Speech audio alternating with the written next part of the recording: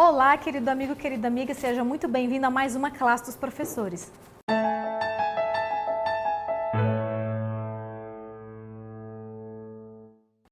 Antes da gente começar, como sempre, eu vou pedir a sua ajuda para divulgar o projeto da classe dos professores. Você pode fazer isso clicando no joinha que está aqui embaixo, deixando o seu like, deixando o seu comentário, compartilhando com o maior número possível de pessoas que você puder, porque qualquer interação, o YouTube entende que esse conteúdo é bom, é interessante e ele sugere para mais pessoas, o que ajuda a gente a crescer o canal.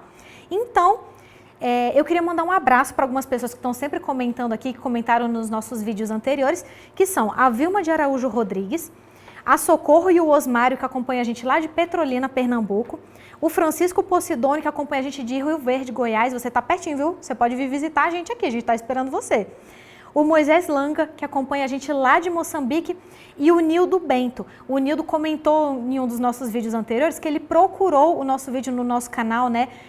Adventistas Lago Sul, não encontrou. Nós tivemos um probleminha técnico com o nosso canal, ele foi hackeado. Estamos tentando recuperá-lo. Então, se você encontrou esse canal, esse vídeo, através de um outro canal alternativo, a gente pede a sua ajuda para você compartilhar com as pessoas, porque muita gente encontrou a gente. Outras pessoas ainda não nos acharam. Então, se você puder compartilhar com o maior número possível de pessoas, a gente agradece você imensamente. E aí, antes da gente começar, eu vou apresentar para vocês os nossos professores. Então, lá na ponta a gente tem o nosso querido Verivelto. Bem-vindo, Verivas. Alegria estar aqui novamente para mais um estudo da lição. Bom ter você. O Verivelto é membro aqui da Igreja Adventista do Lago Sul. Do lado dele a gente tem o nosso querido Dalmo. Seja bem-vindo, Dalmo. Prazer estar aqui mais uma vez, compartilhar do amor de Deus com cada um. Muito bom ter você também. O Dalmo também é membro aqui da Igreja Adventista do Lago Sul. E aqui do meu ladinho a gente tem o nosso querido Dr. Vanderlei. Bem-vindo, doutor. Oi, Jéssica. Bem-vindo a vocês que estão com a gente. Um privilégio receber o convite, estar aqui mais uma vez para compartilhar essa linda lição desse trimestre. E é muito bom para a gente ter você aqui. Ele é membro da Igreja Adventista de Águas Claras. E eu sou a Jéssica, sou membro aqui da Igreja Adventista do Lago Sul. Para a gente começar então, doutor, você faz uma oração para nós, por favor? Vamos orar. Querido Pai, muito obrigado pelo privilégio que o Senhor nos concede de podermos estudar a Tua Palavra. Quando estivermos lendo, meditando, que o Teu Santo Espírito esteja conosco também, abrindo o nosso coração, abrindo a nossa mente para que possamos compreender e colocar em prática essa linda lição que estamos estudando. É o que nós te pedimos em nome de Jesus. Amém. Amém. Lição de número 7. O título da lição é O Problema do Mal. Nós sabemos, né, que infelizmente nós vivemos num mundo de pecado e estamos aí batalhando, tentando alcançar a tão sonhada salvação. E a lição dessa semana fala justamente sobre esse questionamento que nós já cansamos de ouvir como cristãos, que é feito muito, principalmente por ateus, né? Por que que um Deus de amor, que nós estamos estudando desde a primeira lição, tanto é que o título da primeira lição foi Deus ama generosamente, né? Por que que um Deus de amor permite que exista sofrimento no mundo? Tem até o questionamento, né? Ou Deus é todo poderoso, mas ele não é amor, porque ele tem poder para impedir o mal, mas ele não impede. Ou esse Deus é amor e não é todo poderoso, porque ele ama, não gostaria que sofresse, mas ele não tem poder para impedir o sofrimento. Então esse questionamento do mal, ele é muito, muito triste, né, Dalmo? A gente vê isso e a gente vê que esse questionamento não é de hoje, né? Na Bíblia a gente já encontra pessoas como nós que sofriam com isso também. Ao longo dessa lição nós vamos ver alguns que vão tratar sobre esse assunto, né? É interessante que a lição, o autor, ele foi muito feliz, Jéssica, em dizer que, até cheguei a anotar aqui uma coisa muito importante para a gente entender, que temos que reconhecer o quê? As nossas limitações para a questão do mal. A gente é limitado a algumas coisas, né? E a gente tem que reconhecer isso. E nem por isso nós vamos estudar a origem, né? Porque a gente precisa entender a origem para a gente saber escolher entre o bem e o mal, e assim foi, né? Conhecereis a verdade vos libertará. A árvore do conhecimento do bem e do mal. Então a gente entende um pouquinho do bem, entende um pouquinho da verdade, e aí a gente consegue ter. Mas a gente é limitado para conhecer toda a estrutura do mal, e isso ainda está por ser revelado ao longo da história, né? Quando a gente pega um binóculo e coloca ele invertido, porque o objetivo do binóculo é o quê? Trazer algo que está longe, trazer para perto. Parece que a gente pega as coisas do mal e faz isso, pega um binóculo e olha. e pega as coisas do bem e inverte. Então, quando a gente inverte um binóculo, o que acontece? O bem fica bem pequenininho lá.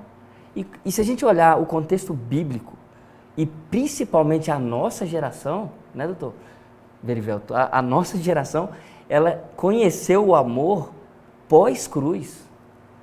Então, assim, o bem que a gente precisa conhecer, ele já foi muito bem mais revelado do que os anteriores à cruz. Não que eles não tiveram a chance de aprender sobre o amor de Deus antes da cruz. Mas você, a gente já não tem mais desculpa depois de conhecer quão grande é o amor de Deus. E a lição vem trazer isso, né? Que a cruz vai revelar isso daqui. Finalzinho ele traz aqui, né? Na cruz Jesus ensinou, né, por uma esperança que naquele momento ele o quê?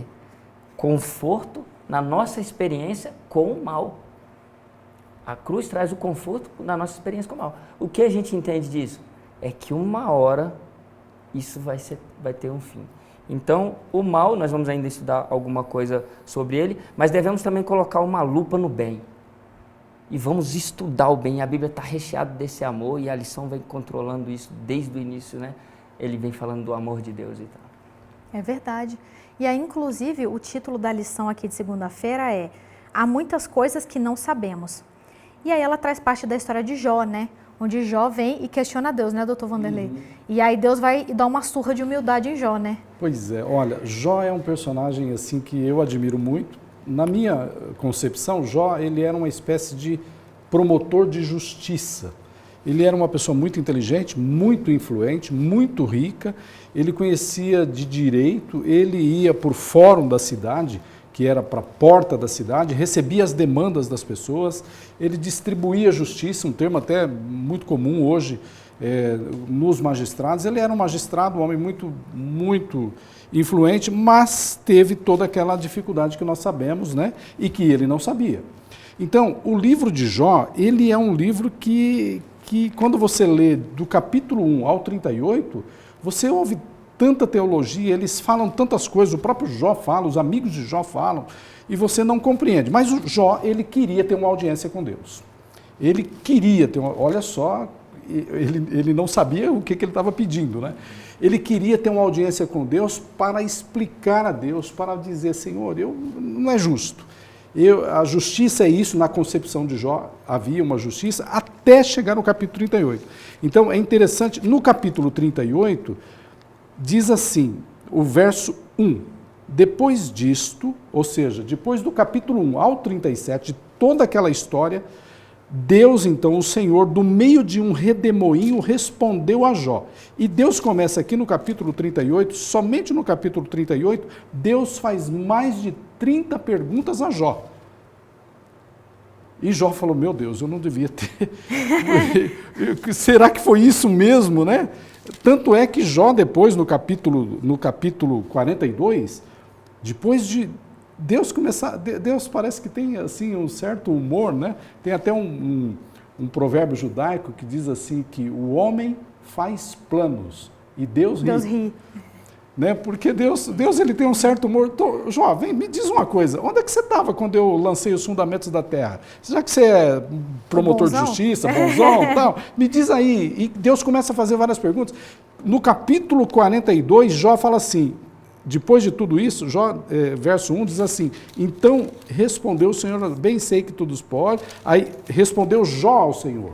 Aí Jó fala assim, Senhor, bem sei que tudo podes e nenhum dos teus planos pode ser frustrado. Então, Jó compreendeu que nós, o ser humano, ele tem uma mente que tem fim, uma mente finita. Então, é impossível, diante de um Deus infinito, na nossa mente infinita, compreendermos todas as coisas. Compreendermos. Então, há muitas coisas que nós não sabemos, que nós temos que garantir, que temos que ter a humildade de entender. Senhor, tudo isso, por que coisas ruins acontecem com pessoas boas? Por que bebês inocentes sofrem? Por que a justiça humana não é como nós imaginamos? Se a pessoa fez um erro, ela vai pagar. Mas não.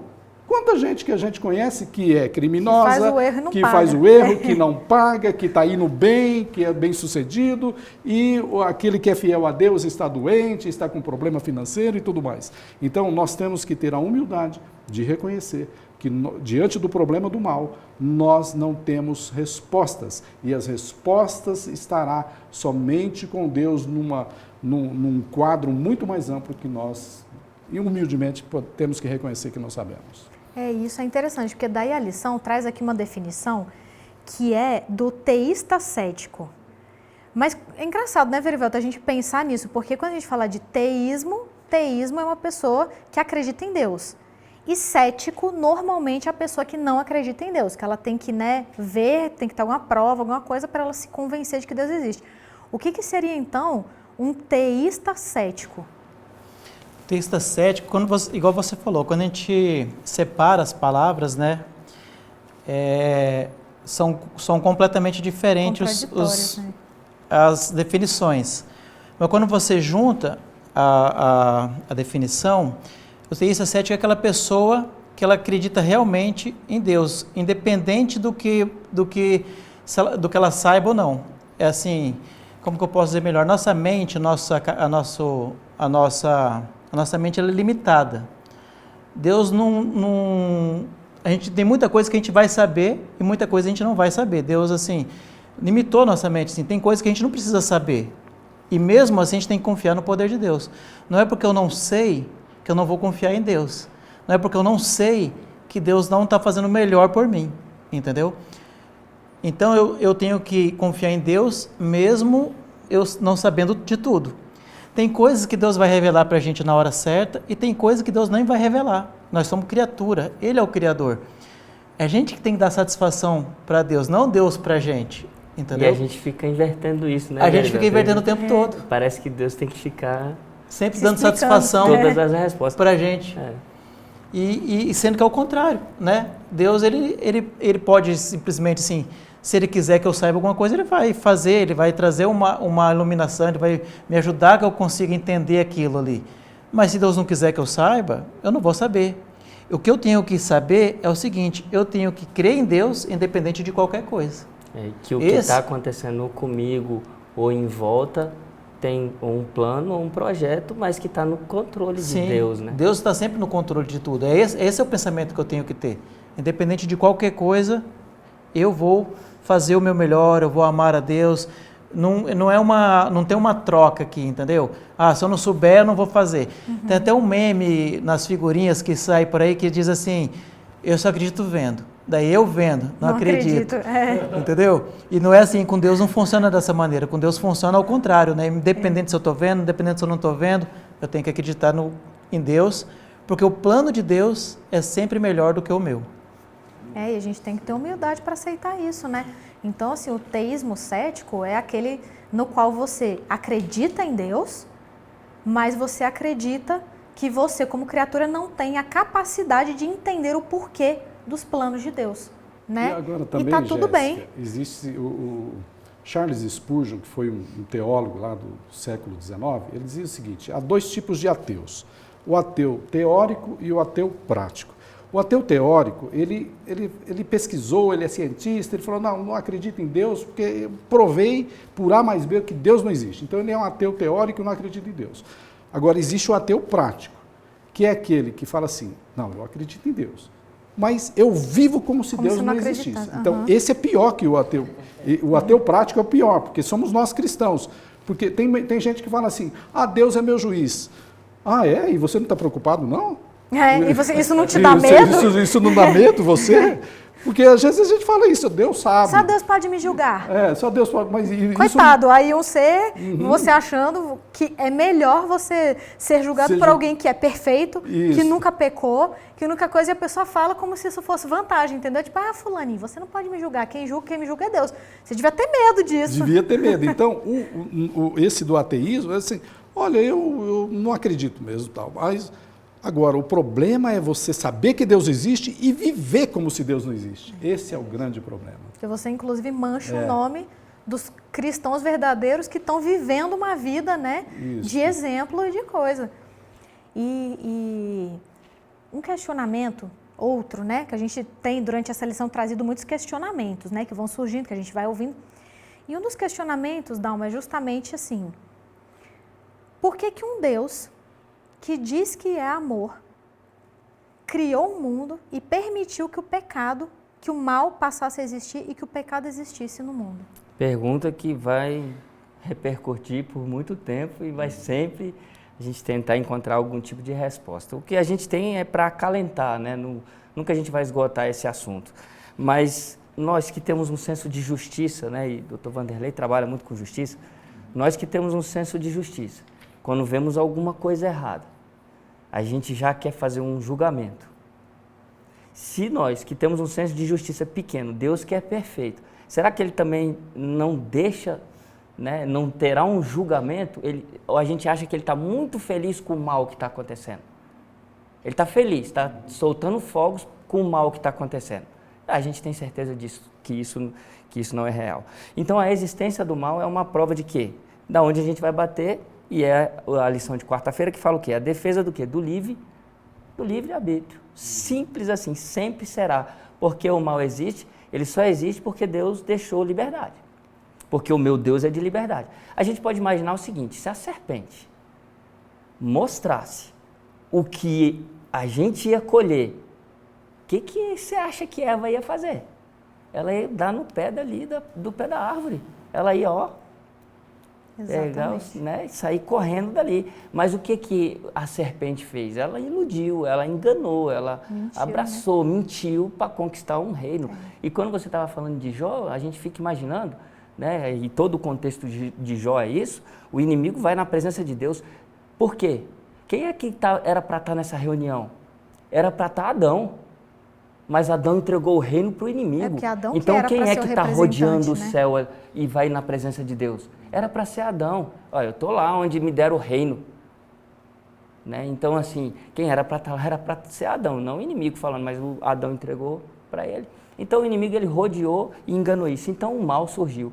E a origem do mal a gente sabe, não foi no Jardim do Éden. Foi lá no céu. Para essa terra aqui, sim, foi o Jardim do Éden. Mas a gente não tem como compreender um ser criado e tal, não sei o quê. Mas isso mostra uma coisa: Deus deu liberdade. E essa, Ele não deixa ninguém tirar de ninguém. É liberdade, você pode escolher. É incrível, e a lição vem para isso.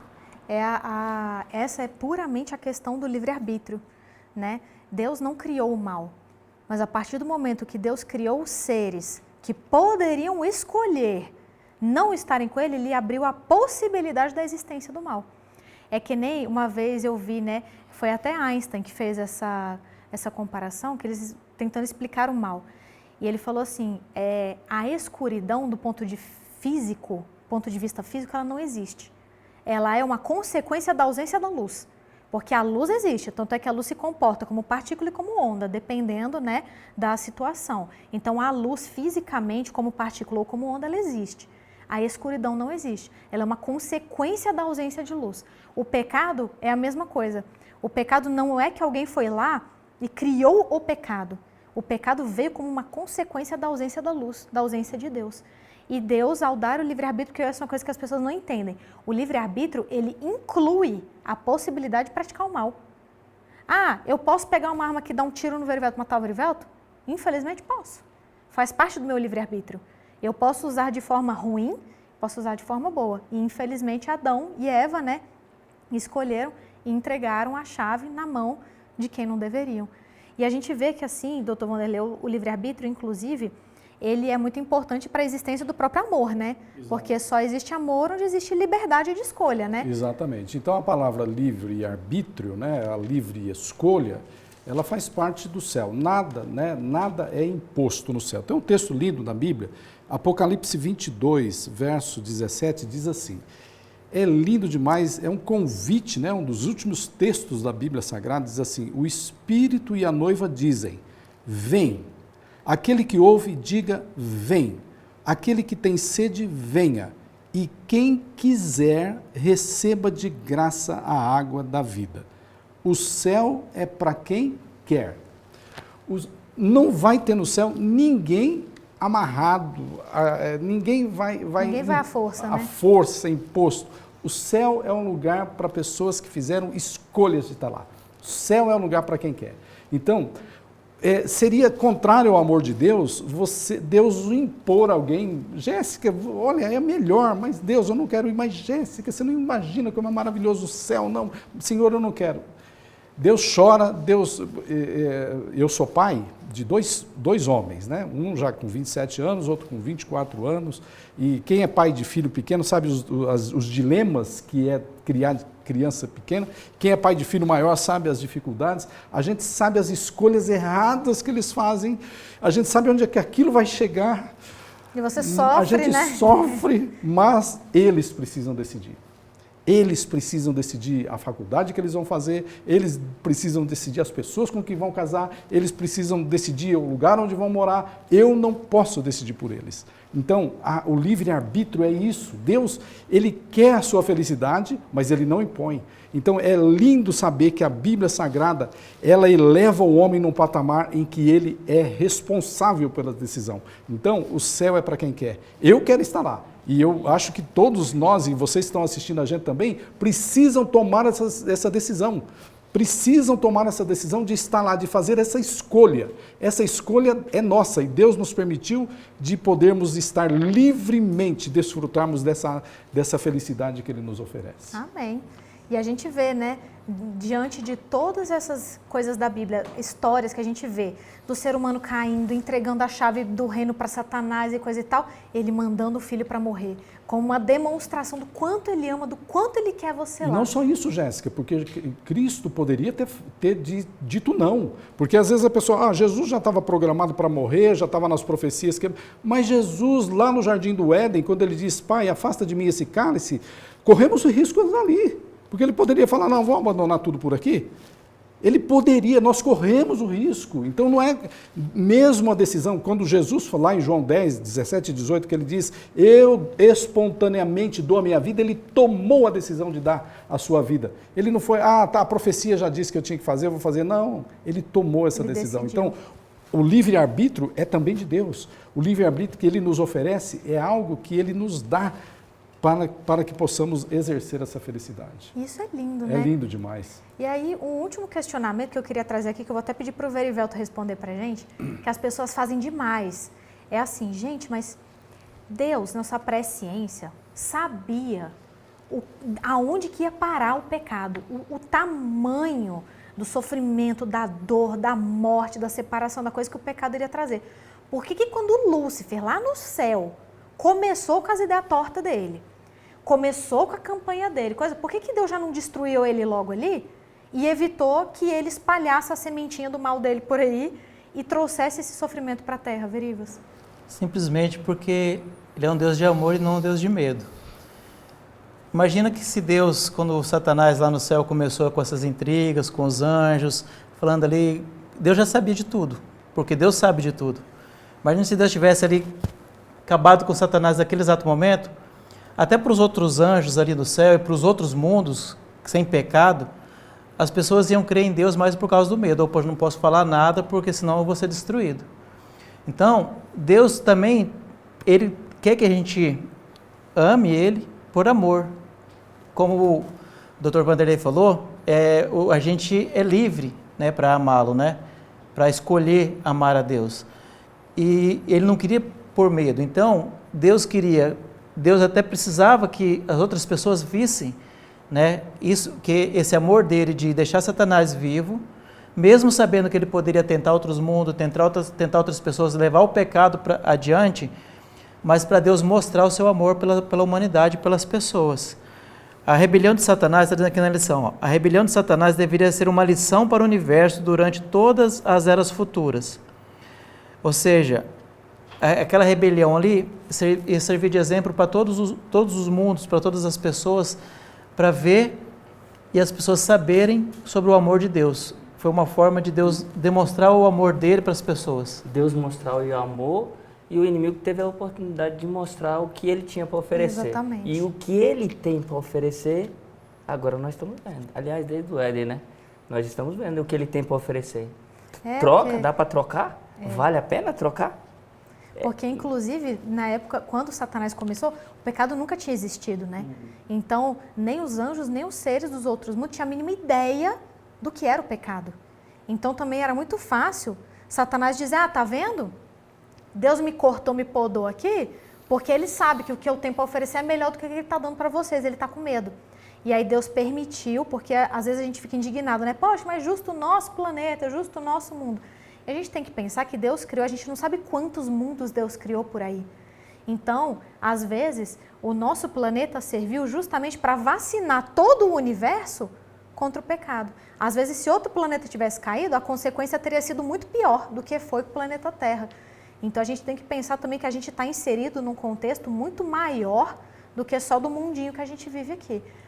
E aí a gente vê, né, Deus permitindo, tendo a paciência, a benevolência, né, porque Ellen White traz no História da Redenção que Deus foi extremamente paciente com Satanás. Em vários momentos, anjos conversaram, o próprio Deus conversou, né, tentou fazer com que ele desistisse daquelas ideias, daquelas coisas, e ele foi ficando cada vez mais firme e resoluto nas suas decisões. E aí Deus permitiu que ele mostrasse o tamanho do estrago que o pecado pode causar, e aí não ficou dúvida de duas coisas. A primeira é da malignidade e poder de destruição do pecado.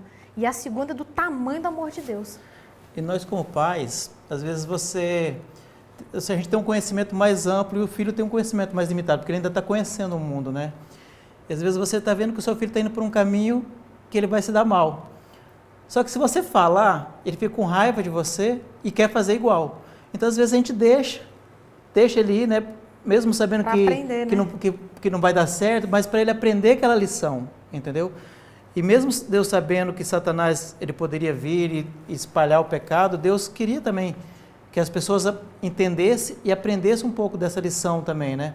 Como o Dalmo falou, imagina se Deus tivesse destruído ele ali naquele exato momento, Deus não ia ter oportunidade, porque assim, para Satanás mostrar quem ele realmente era, as pessoas poderiam ficar naquela dúvida. Será que ele não tinha razão? Será que não? Agora as pessoas veem quem é Satanás, vê o mal que ele causou e as pessoas têm a possibilidade de ir até Deus. É verdade. Muito bem. Vamos orar para a gente encerrar a lição? Querido Deus e Pai, muito obrigada, Senhor, pela oportunidade de estudarmos mais sobre a origem do mal, a origem do pecado e sobre o Teu grande amor e a Tua misericórdia para conosco. Amém. Obrigada, Senhor, porque o Senhor nos ama. Obrigada porque o Senhor nos salvou em meio ao desespero da nossa perdição. Sim, Senhor. Obrigada porque o Senhor nos dá a oportunidade de sermos livres, de Te amarmos do fundo do nosso coração, dentro da nossa imperfeição. Nós pedimos que o Senhor nos abençoe, nos guarde, abençoe a cada um dos professores, a nossa equipe técnica, abençoe a pessoa que está nos acompanhando, entra na vida dela. O Senhor conhece cada dificuldade, cada sofrimento, cada pedido e cada agradecimento. Sim. Por favor, Senhor, opera a Tua vontade na vida dessa pessoa e nas nossas vidas também. Sim. Dá-nos um excelente restante de dia, em Tua companhia, sob a Tua proteção. Abençoe a classe dos professores e que tudo seja sempre feito de acordo com a Tua vontade para a honra e glória do Teu nome. Amém. Isso é que eu te peço e te agradeço. Em nome de Jesus. Amém. Amém. Chegamos ao final de mais uma lição e não se esqueça, a lição da classe dos professores não substitui o estudo diário da sua lição. Então todo dia pega a sua lição, pega a sua Bíblia, vai ter o seu momento com Cristo, porque Ele está te esperando. Muito obrigada por nos acompanhar. A gente espera você semana que vem para mais uma classe dos professores.